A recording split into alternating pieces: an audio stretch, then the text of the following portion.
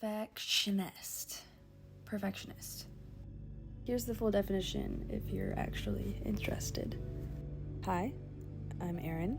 I am a creative perfectionist. This essentially means I spend a significant amount of my creative process obsessing over little minuscule details that really don't matter in the grand scheme of things, and end up trading the joy of creating for the pressure of performing perfectly, because I'm afraid that whatever I create will not be good enough, whatever that means.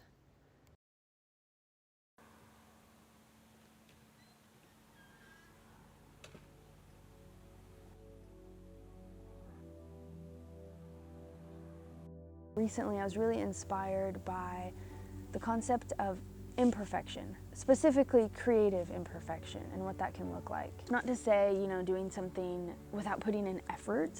I still think that you should always put your best effort forward when you're making something, but it's not letting that next little step that you wish you were at, but you're not, stop you from doing anything at all. I would much rather spend time creating something and learn in the process than let that fear stop me from creating anything to begin with and being left with nothing to show for all the ideas that I have. That's what this video is. I don't want these lies that I've believed for so long to stop me from doing what I love. So this is my step into making that change in my life.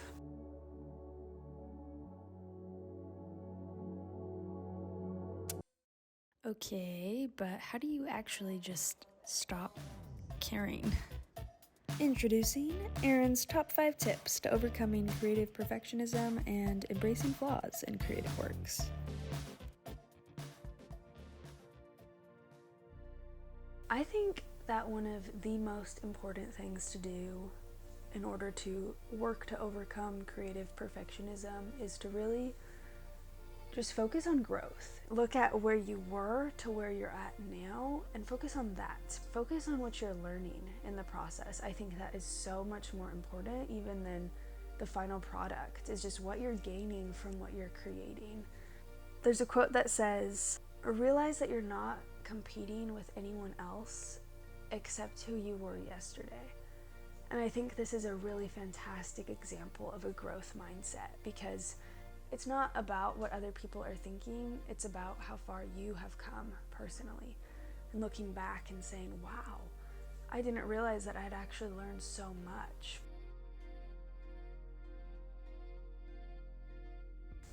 You have to recognize that the most pro artists in any field are where they're at because of the amount of work that they've put in.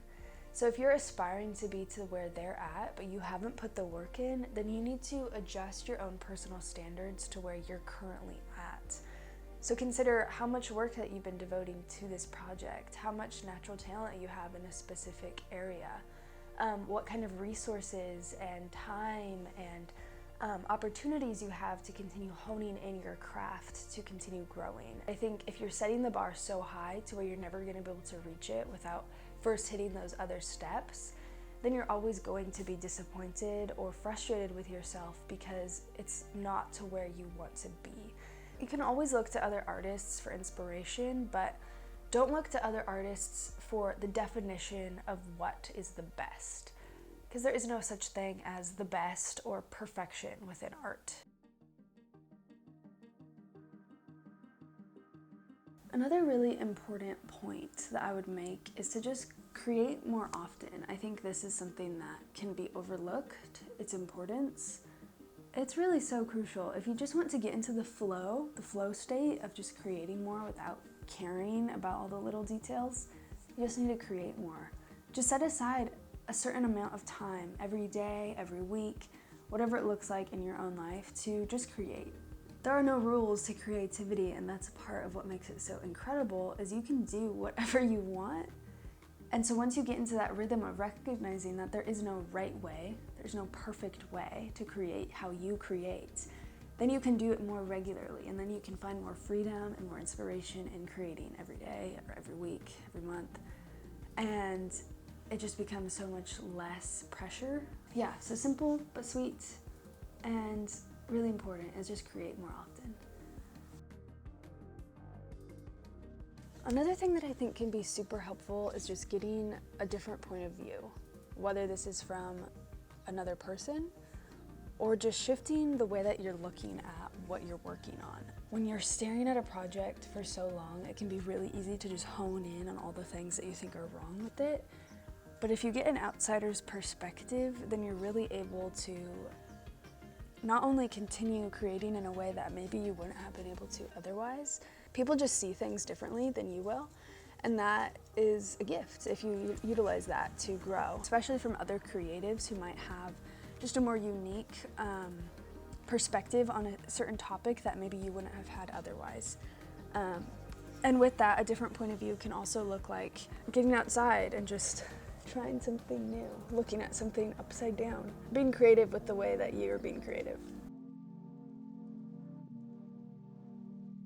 Sometimes the most abstract, crazy, out there ideas produce the most crazy cool work and are often the most inspiring. But you're never gonna know unless you just try, unless you just do it. Unless you say yes, let's just go for it. And I think that that mindset can take you far. And you can often take those little imperfections that used to hold you back and actually turn them into works of art themselves. You can capitalize on those flaws and on those imperfections to create something more beautiful, more human, more real than you would ever be able to if everything needed to be perfect. Because when you try new things and when you're able to put that fear aside, that's when you're really able to embrace creative imperfection.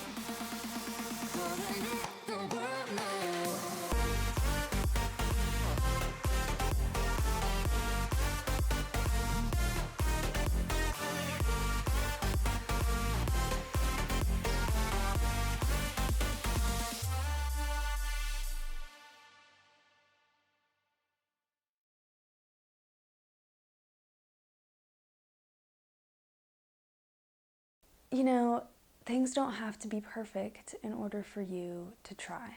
And I know I've said that a lot, but even for myself, making this video, things haven't gone as planned in a lot of ways. And my inner critic can often think, wow, this is not what I wanted.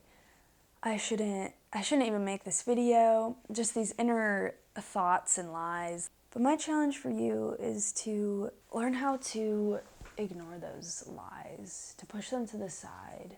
So I invite you to consider joining me in this journey of embracing creative imperfection. Don't let fear hold you back.